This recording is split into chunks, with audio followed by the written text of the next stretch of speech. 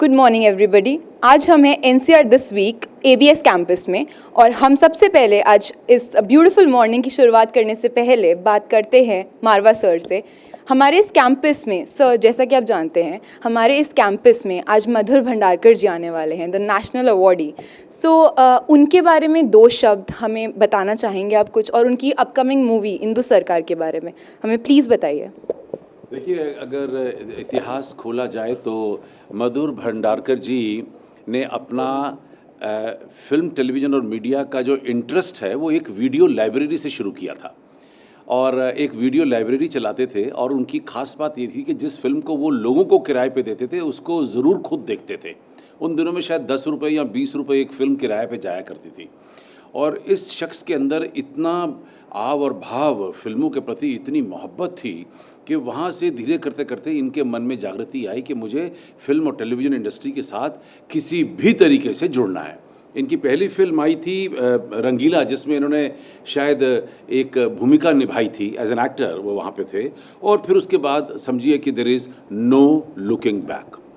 एक फ़िल्म उन्होंने की त्रिशक्ति, जिसको उन्होंने डायरेक्ट किया, छोटी फिल्म थी, लेकिन उसके बाद इनका शायद हाथ खुल गया था, इनका कॉन्फिडेंस लेवल बढ़ गया था, इनके पास कॉन्टैक्ट अच्छे बन गए थे, बड़े मेहनती, बड़े ईमानदार शख्स रहे हैं। और इन्होंने एक फ़िल्म बनाई चांदनी बार।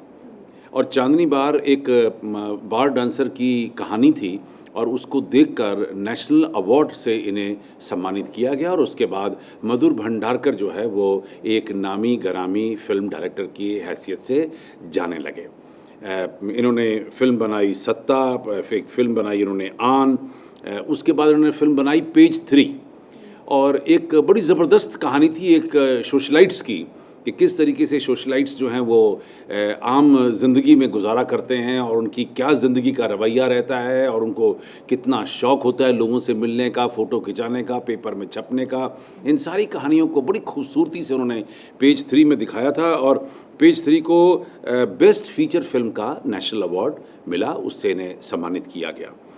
पेज 3 के बाद इनकी एक बड़ी ज़बरदस्त फिल्म आई IMM अहमदाबाद। ये लोग गए और वहाँ से प्रभावित होकर उन्होंने एक फ़िल्म बनाई कॉरपोरेट, जो एक्चुअली देखा जाए तो कोल्ड ड्रिंक्स की जो वॉर होती है दो बड़ी कंपनियों की, उसके ऊपर बड़ा अच्छा खूबसूरत तरीके से दर्शाया गया था। मुझे भी उन्होंने बोला कि आप इसमें एक रोल अदा कर लीजिए, मेरे दोस्त रहे हैं, लेकिन मैंने मना कर दिया। उसके बावजूद भी बोले अगर तुम नहीं रहोगे तो मैं तुम्हारी प्रेजेंस तो दिखाई दूंगा। और उसमें एक, बल्कि कॉरपोरेट में जहाँ एक कोल्ड ड्रिंक का जो मालिक दिखाया गया है, उन्होंने उसका नाम जो है वो मारवा रख दिया। सर, आप होते तो उनकी मूवी और हिट हो जाती, सीरियसली। हो सकता है। ट्रैफिक सिग्नल उन्होंने बनाई, बड़ी अच्छी फिल्म थी वो, और इसको नेशनल फिल्म अवार्ड से बेस्ट डायरेक्टर की हैसियत से फिर इसको सम्मान मिला। शायद ये ऐसे डायरेक्टर हैं जिन्होंने एक नए सिनेमा को, न्यू सिनेमा को टच किया, और उसके बावजूद भी इन्होंने दरादर नेशनल अवार्ड इनको मिलते रहे। ये बहुत बड़ी बात है। इनकी अगली फिल्म थी फैशन, और फैशन ने पूरे फैशन के, ग्लैमर के जगत के अंदर एक नई जागृति पैदा की। और बहुत सारी ऐसी हकीकतें जो शायद वो लोग भी नहीं जानते जो इंडस्ट्री के हिस्से हैं, फैशन इंडस्ट्री के हिस्से हैं, उन्हें भी पता चली। तो एक बड़ी अच्छी रिसर्च वर्क करके एक फ़िल्म बनाई गई। और मेरे ख्याल से जितने भी बम्बई के जितने भी अवार्ड रहे हों, फिल्म फेयर अवार्ड से लेकर और स्क्रीन अवार्ड तक और जी अवार्ड और वीडियोकॉन अवार्ड, कोई ऐसा अवार्ड नहीं बचा जो फैशन की फ़िल्म को ना मिला हो। इनकी फ़िल्म जेल, दिल तो बच्चा है, फिर उसके बाद हीरोइन, उसके बाद कैलेंडर गर्ल्स, और अब एक खूबसूरत फिल्म फिर से आ गई है इंदु सरकार। इंदु सरकार प्रभावित है इनकी फिल्म संजय गांधी और इंदिरा गांधी से, और कुछ वाक़यात उन्होंने उसी में से उठाए हैं। बल्कि ये फ़िल्म जो है एक बड़े ज़बरदस्त कंट्रोवर्सी के अंदर फंसी रही। सेंसर बोर्ड ने इसके साथ जद्दोजहद चलती रही। लेकिन खुशी इस बात की है कि अब 18 कट के बाद फ़िल्म जो है वो पास कर दी गई है। मधुर भंडारकर शायद थोड़े से नाराज़ हैं, परेशान हैं, क्योंकि कहानी का लिंक टूट जाता है और उसके प्रभाव बिगड़ जाते हैं। मुझे ये बात पढ़ के वो बात याद आ गई, हम लोगों ने बैंडिट क्वीन फूलन देवी बनाई थी मारवा स्टूडियो के प्रांगण में, और 4 महीने वो फिल्म हमारे यहाँ बनी थी। और उसमें एक सीन था जहाँ पर बैंडिट क्वीन फूलन देवी का रेप होता है, और वो रेप जो है वो गांव की लड़की का है, एक डाकू का रेप नहीं है। और वो रेप सीन जो है बड़ा जालिम रेप सीन पिक्चराइज किया गया था। वहाँ पे सेंसर अड़ा था, पास नहीं की थी उसने, क्योंकि वो रेप जो था उस एक गांव की लड़की का, उसी ने उसे मजबूर किया था डाकू बनने के लिए। तो वो अगर वो टर्निंग पॉइंट अगर वीक पड़ जाता है फिल्म के अंदर, तो पूरी फिल्म वीक पड़ जाती है। तो मेरे ख्याल से उसके लिए भी बॉबी बेदी बहुत लड़ते रहे। अच्छी तरह मुझे याद है, फिल्म फॉरेन कंट्री में रिलीज़ हुई थी अनसेंसर्ड, लेकिन भारत के अंदर उसमें भी बहुत सारे कट्स लगाए गए थे। और मुझे पता नहीं, क्योंकि मैंने फिल्म अभी तक देखी नहीं है। मुझे उम्मीद है कि क्योंकि ये इतने काबिल डायरेक्टर हैं कि इतने सारे कट्स लगने के बाद भी ये फिल्म को बड़ी स्मूथली, बड़े तरीके से, बड़े अपने जो मतलब को, जो उनका जो पर्पस है, पूरी पर्पस का जो मैसेज है, उसको कन्वे करके निकल जाएंगे। सपने पतंग हैं, सपने पकड़ कर है उड़ना, सपने जो संग हैं, सितारों से हमको जुड़ना।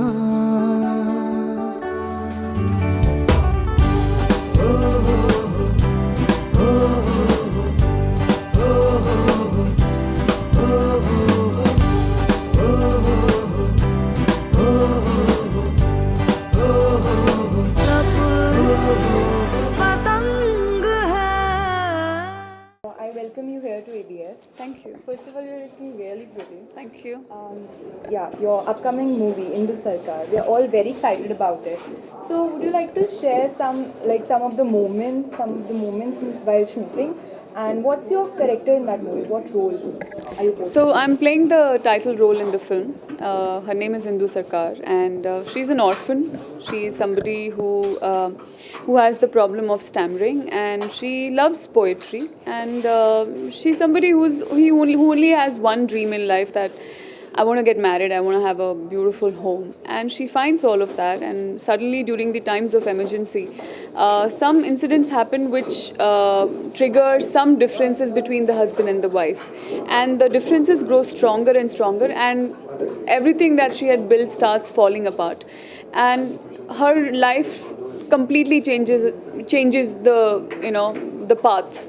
And on that path, Indu Sarkar finds herself, in spite of losing everything else. She finds herself, she finds who she truly is, she finds her voice. And in terms of sharing some moments from the film, we shot the film in December and January in ND Studios in Karjat.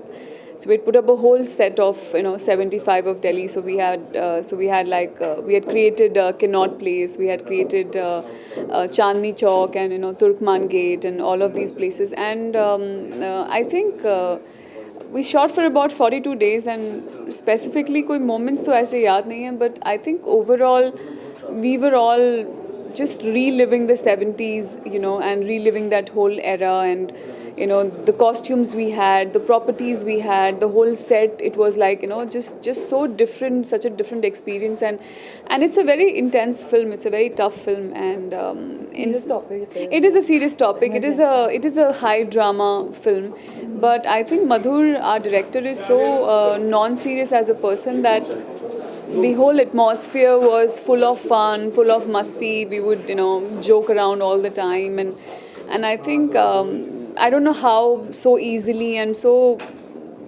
like such a quick shoot of the film. And Though it was a serious topic. though it was a very serious film, when you see the film you will realize. And it's a very quick film even otherwise. Like, it's 28th, we are releasing the film already, so I'm very happy that it's been a very quick film, it's been a great experience. The USP of your film is, I guess, after losing everything, you find yourself, something like that. Yeah, that's In spite of losing everything. there are a lot of USPs in the film. The backdrop is a USP, of course. It's something that the youth, especially your generation, has not really seen and they don't really know We have about. heard about it. Exactly, you've heard about it. Side moment.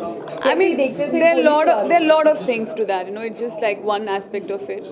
But so through this film, maybe you will know more about But emergency. I'm sure कि आपने भी वो era वो time देखा नहीं होगा. I haven't seen it. मुझे इस Character फिल्म के में जाने लिए में- मुझे मैंने काफ़ी कुछ पढ़ा Research इमरजेंसी work. को लेके, यस, एंड उसमें मुझे काफ़ी कुछ दिखाई दिया, काफ़ी कुछ मैंने सुना जो मुझे बहुत ही, I remember being very shocked at hearing those things and reading those things, and so yeah, I think emergency is surely a USP for everyone to watch, especially to the know youth. actually what Exactly, and the film will give you at least an idea of what it was. And of course, there are some there's some nice performances, very very good actors in the film, and it's a beautiful film. So you'll have great time watching the film. सपने पतंग हैं, सपने पकड़ कर है उड़ना, सपने जो संग हैं, सितारों से हमको जुड़ना।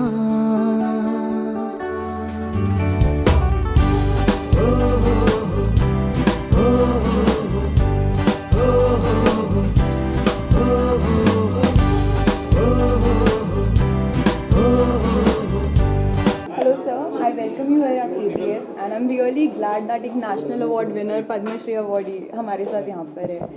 तो सर मैं जानना चाहूँगी सबसे पहले कि आप जैसे एक क्रिएटिव पर्सन हैं, राइटर भी हैं, डायरेक्टर भी हैं, तो कहाँ से आपकी जर्नी स्टार्ट हुई, इंस्पिरेशन कहाँ से मिली कि ये फील्ड मेरे लिए है? ये तो काफ़ी साल हो गए वो तो बताया आपकी 1999 में शायद हाँ आई पिक्चर आई थी, तो थी। काफ़ी साल हो गए। उसके बाद मुझे लगता है एक जर्नी शुरू हुई है चांदनी बार के बाद, और इस बात की खुशी है कि लोगों ने अलग अलग फिल्म को सराहा, पसंद किया, हर टाइप का सिनेमा देखा, चांदनी बार हो, पेस्ट्री हो, कॉर्पोरेट हो, फैशन हो, तो और मुझे लगता है कि एक अपने आप में जो एक अलग फिल्म बनाने का स्टाइल जो मैंने कायम किया, मुझे इस बात की खुशी है। आपकी मैसेज है। हाँ, तो वही कोशिश यही होती है कि मैसेज के साथ अच्छी पिक्चर जो है, कमर्शियल भी हो, क्रिटिकल अक्लेम भी हो, राष्ट्रीय पुरस्कार भी हो, तो जर्नी बहुत ही अच्छी है। And I am very happy the kind of films I am making. I am sure आप अपनी ट्रिक तो बताओगे नहीं हो। ये कोई ट्रिक नहीं है, ये सिर्फ फिल्म बनाना है अपने आप में, मेरे ख्याल से वही अपनी कला है, वो इनबॉर्न होता है, ये जादू नहीं है, ये अपने आप में जैसे मैंने कहा कुछ सब्जेक्ट होता है, कुछ आपको लगता है कि इस फिल्म बनानी चाहिए इसके ऊपर पे, इस इशू पे, मैं बनाता हूँ, खुशी यही होती है।